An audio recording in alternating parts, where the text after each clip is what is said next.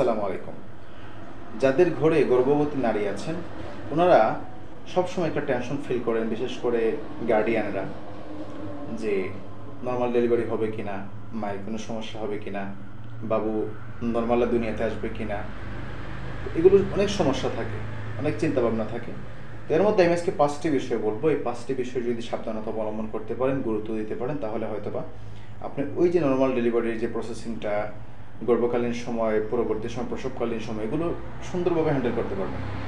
প্রথমত, একজন গর্ভবতী মায়ের ওনাকে ওনার হাই প্রেশার আছে কিনা, উচ্চ রক্তচাপ আছে কিনা, ওই বিষয়ে গুরুত্ব দিতে হবে।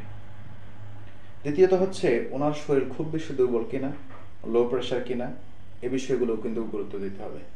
তৃতীয়ত হচ্ছে সঠিক সময়ে আল্ট্রাসাউন্ড করাতে হবে। বাচ্চা সঠিক পজিশনে আছে কিনা, সেপারেট প্রেজেন্টেশন নাকি বিস প্রেজেন্টেশন, এগুলো দুইটা বিষয়। বাচ্চা উল্টো আছে নাকি পজিশন মতো ঠিক আছে, এই দুইটা দেখতে হবে। অর্থাৎ 3টি বিষয়: উচ্চ রক্তচাপ, দ্বিতীয়ত হচ্ছে শরীর খুব বেশি দুর্বল কিনা, কারণ গর্ভবতী মায়ের যদি শরীর খুব বেশি দুর্বল থাকে তাহলে লো বার্থ ওয়েট, অর্থাৎ কম জন্ম ওজনের বাচ্চা যেগুলো বলা হয়, অল্প ওজনের বাচ্চা এগুলো জন্ম নিতে পারে। বাচ্চা টিকতেও পারে, নাও টিকতে পারে। সেই জন্য মায়ের স্বাস্থ্যের প্রতি নজর দিতে হবে। তৃতীয়ত হচ্ছে সঠিক সময় আল্ট্রাসাউন্ড করাতে হবে।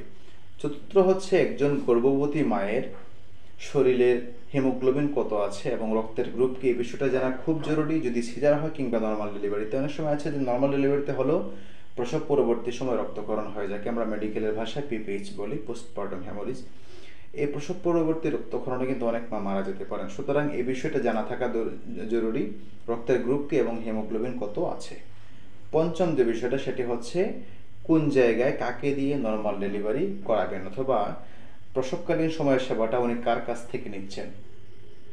এই 5টি বিষয় যদি আপনি গুরুত্ব দিতে পারেন তাহলে আপনার এই রুগীটা খুব সহজেই আপনি হ্যান্ডেল করতে পারবেন। কারণ প্রসবকালীন সময়ে এমন একটা সিচুয়েশন যেখানে অদক্ষতার কারণে অনেক মা আছেন মারা যান, অনেক বাচ্চা আছেন মারা যান।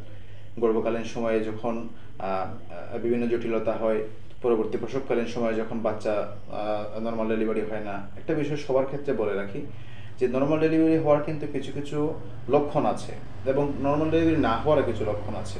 কোনো বাচ্চা যদি পজিশন ঠিক থাকে, তার তার যদি পূর্ববর্তী কোনো বাচ্চা নর্মাল ডেলিভারিতে হয়ে থাকে, ব্যথা যদি নির্দিষ্ট সময় পার না হয়, নির্দিষ্ট সময়ের মধ্যে যদি জরায়ের মুখ খুলে যায়, কিছু কিছু লক্ষণ আছে যেগুলো নর্মাল ডেলিভারির লক্ষণ।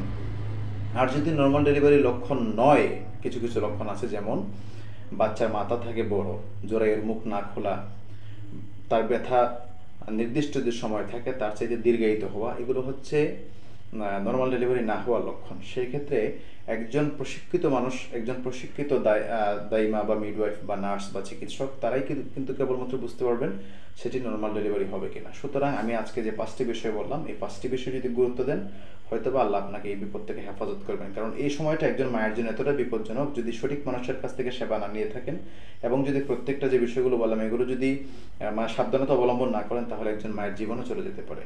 আল্লাহ সকলকে ভালো রাখুন। আজকের মতো এখানে বিদায় নিচ্ছি। আসসালামু আলাইকুম।